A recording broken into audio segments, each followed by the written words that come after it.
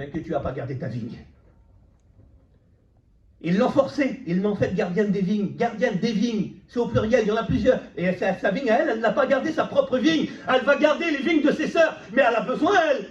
Il faut veiller à ce qu'on a. Je dois être le gardien de mon frère, c'est sûr, c'est biblique. Bien sûr. Je dois te garder, Sandy, mon frère, je dois te garder, je dois faire attention à toi.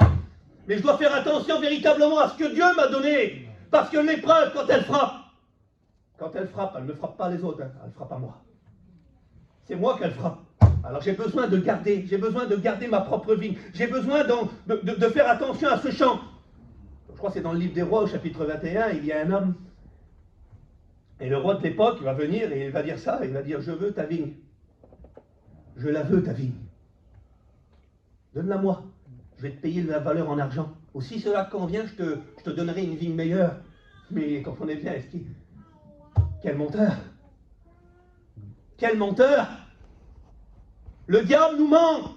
Il veut nous faire croire qu'il y a des choses encore meilleures que ce que le Seigneur nous a donné. Oui, mais écoutez, il va dire ça. Je ne sais plus comment il s'appelle cet homme-là. Naboth de Jezréel. Il va dire ça. Il va dire que l'Éternel ne garde de te donner l'héritage de mes pères. Il garde sa vigne. Il garde ce qu'il y a de plus précieux. Et si tu n'as peut-être pas fait attention à ce qui est précieux dans ta vie, tu es comme la Sunamite, tu es dans le désert, tu es brûlé, tu es persécuté, et tu n'as pas fait attention. Tu as gardé les autres, et tu ne t'es pas gardé toi-même. Mais c'est pas grave, c'est pas grave, c'est pas grave. Comparez le bien-aimé à un guédi, et prends la direction de cette oasis, prends la direction de la source. Même dans le désert, planté dans le désert de Judée, il y a un guédi, et il y a cette oasis, il y a la fontaine. Amen. Il y a la fontaine plantée dans le désert. Pour toi. Alors c'est pas grave. Vous savez, le diable, lui, il vient et il nous pointe du doigt. Hein. Tu n'as peut-être pas gardé ta vie. Tu n'as pas fait attention à ce qui était précieux. Mais c'est pas grave. Avec Dieu, on a le Dieu du recommencement. On a le Dieu de la bénédiction. Je continue un petit peu. Amen. Béni soit Dieu. Amen. Merci Seigneur. Dans le début du chapitre 2, je continue. Il va dire ça au verset 2. Il nous a dit ça. Comme un lys au milieu des épines, tel est mon ami parmi les jeunes filles.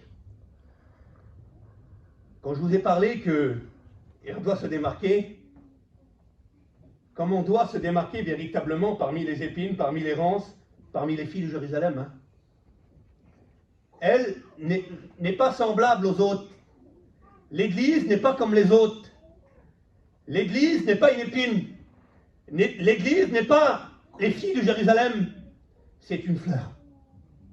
C'est une fleur de lys. Et la fleur de lys, elle a deux particularités. C'est qu'elle peut se trouver blanche, symbole de la pureté, et rouge aussi. Elle a été purifiée dans le sang de l'agneau. Et comme un lys au milieu des épines, telle, elle est comme ça. Elle n'est pas autrement. Il va dire, telle est mon amie parmi les jeunes filles. Elle arrive à pousser même au milieu des épines. Elle arrive à trouver ses couleurs, Mickey, même au milieu des épines. Et ça, c'est toi. Et je reviens là, même qu'elle est marquée, elle reste une fleur. Ce n'est pas une épine, l'Église. Tu n'en es pas une, toi. Tu es une fleur. Amen. Tu es une fleur blanche purifiée. Tu es une fleur rouge purifiée dans le sang de l'agneau. Et bien blanche de la pureté. Parce que vous savez, je vous dis quelque chose. Le bien-aimé l'a remarqué, lui. Il va dire, telle est mon amie parmi les jeunes filles. Il la voit comme une fleur parmi les épines. Et même si tu es entouré de ronces, même si tu es entouré, parce que ça fait mal une ronce, hein. Même si tu es entouré de ronces, même que tu as plongé dans les épines, que tu as tombé dedans, tu restes une fleur parmi les épines. Prenez quoi que ce soit, je ne sais pas, mon Seigneur. Je vais prendre, derrière, c'est la photo de mon petit, ça. Je vais prendre la photo de mon petit, là. Je la jette par terre, elle est sur le carrelage, mais ça reste une photo. Peu importe où on la jette, la photo, là. Même si je la mettrais dans ma poche, ça reste une photo. Je la mets dans le baptistère, ça reste une photo. Comprenez bien? Elle a toujours c'est toujours la même. Elle n'a pas changé. C'est toujours la même, pour vous faire comprendre quelque chose. La photo de mon petit, là, regardez la bonté qu'il est. C'est grand. Je la mets là. Mais ça reste la photo de mon petit. Même qu'elle est recouverte par le pupitre, là. Même qu'on ne la voit plus. Mais elle est là. Elle est là. Et toi, c'est toi, ça. Cette photo, c'est toi. Peu importe où tu es. Peu importe dans la situation que tu te trouves. Peu importe si je broyerai la photo dans mes mains, là. Même que je la broye, je verrai toujours mon petit dessus. Je verrai toujours l'image de mon fils, là. Même qu'elle est broyée, même qu'elle est arrachée. Allez, je la coupe en 4. Mais je peux la recoller et je peux voir encore mon fils dessus. Même que tu es dans les épines, même que tu es parmi les ronces, même que tu es dans le désert, même que tu es persécuté, même par tes frères, par tes sœurs, au sein de ton foyer, tu restes quand même la même. Ton nom n'a pas changé. Ta couleur ne change pas. Je prends une fleur de lys, elle est blanche ou rouge, je la jette là. Cette fleur, je vais l'acheter. Elle reste blanche. Même que je la jette dans n'importe où, il faut que je la mette. Comprenez bien? Elle va rester blanche. C'est-à-dire que le chrétien, que l'Église doit être restée pure, peu importe où elle est, peu importe la situation, peu importe l'épreuve. On doit rester véritablement pur et que les gens puissent voir que le sang de Jésus, il nous a purifiés parce que je suis une fleur rouge. Dans l'évangile de Matthieu au chapitre 5, il va dire ça, afin que je suis la lumière du monde, mais afin que les gens voient mes œuvres bonnes et glorifions Dieu, notre Père qui est dans les cieux. On parle du témoignage à ce moment-là. Comme un lys au milieu des épines, telle est mon amie parmi les jeunes filles. Elle se démarque véritablement. Alors tu as failli, tu n'as pas gardé ta vigne, tu n'as pas fait comme Naboth, tu n'as pas fait comme lui, tu ne l'as pas gardé. Oui, mais on peut recommencer avec Dieu, non? Amen. Les réunions sont faites pourquoi? Amen. Pourquoi nos réunions sont faites? C'est bien véritablement pour être bénis et repartir d'un pas nouveau. Amen. Alors je continue un petit peu, j'ai des notes, on va les mettre de côté, puis on va juste lire un petit verset ou deux et je vais terminer. Elle va dire ça, et ça c'est elle qui parle. Comme un pommier au milieu des arbres de la forêt, tel est mon bien-aimé parmi les jeunes hommes. Dieu se démarque dans sa vie, hein. Elle le voit, elle le voit. Il se démarque parmi les arbres de la forêt. C'est un pommier, il nourrit lui.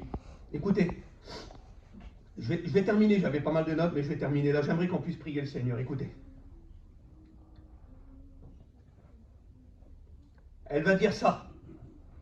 Écoutez, et ça c'est beau. Elle va dire, j'ai désiré m'asseoir à son ombre. J'ai désiré m'asseoir à son ombre, et son fruit est doux à mon palais. L'ombre, elle passe à désert. Hein. Elle est véritablement dans le désert, et il n'y a pas d'ombre. Hein. Elle en a besoin, Noulouse. Elle a besoin de l'ombre. Quand il fait chaud, on cherche l'ombre. Hein. Quand il fait chaud, c'est pénible. Hein. C'est très difficile. Quant à ces grosses canicules qu'on a eues cet été, c'est très, très difficile. On cherchait l'ombre. On en a besoin. On en a besoin. Mais elle va dire ça, j'ai désiré m'asseoir à son ombre. C'est-à-dire qu'elle désire s'en sortir. Si tu veux t'en sortir véritablement, tout commence par un désir de vouloir le faire. L'ombre, c'est la sécurité. Elle a été marquée, brûlée par le soleil. Elle passe ce désert qui est peut-être infinissable. Elle est persécutée. Elle a besoin de l'ombre. Elle a besoin de la sécurité. Elle a besoin, c'est un besoin, c'est vital pour elle. Et elle va dire ça, et son fruit est doux à mon palais. Elle a besoin d'entendre le bien-aimé, Stampy. Elle a besoin de l'écouter. Elle a besoin d'écouter Jésus. L'Église a besoin d'écouter Jésus. La tsunamite a besoin d'écouter Salomon. Elle a besoin de l'écouter parce que ces mots qui sortent de la bouche du bien-aimé, c'est un fruit. Elle a eu soif, hein, elle a été désaltérée. À la fin, elle se nourrit des paroles de son bien-aimé. À la chaud, elle vient se mettre à l'ombre dans la sécurité de son bien-aimé. Et elle mange les paroles du bien-aimé. Elle se nourrit. C'est un fruit qui est doux à son palais. Elle a besoin de s'en nourrir. Et elle va dire ça, écoutez, et je vais finir. Il m'a fait entrer dans la maison du vin. Seigneur. Le vin, c'est la joie. Hein. Et le désert, parfois, nous fait perdre la joie de notre salut.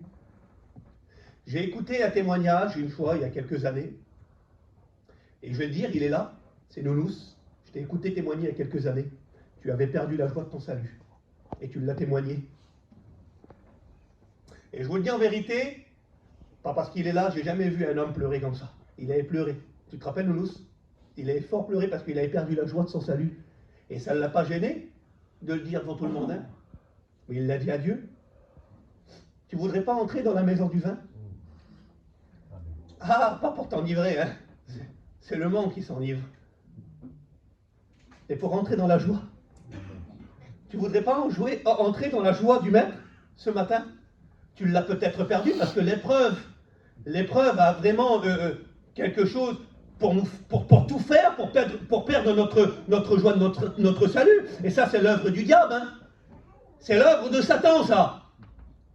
Il y a parfois des déserts qui nous frappent, des difficultés de la vie, et lui va s'en servir pour nous faire perdre notre joie, notre salut. Et c'est peut-être toi. Tu es peut-être plus content d'être un enfant de Dieu, que ton nom est inscrit dans son livre de vie, parce que l'épreuve t'a frappé, l'épreuve a été difficile, et tu l'as perdu. Oui, mais ce matin, il te fait entrer, lui. Tu veux entrer ce matin? Tu veux entrer dans la maison du vin? Tu veux entrer dans la maison de la joie? Alors tu vas courber les fronts. Courbez les fronts, s'il vous plaît.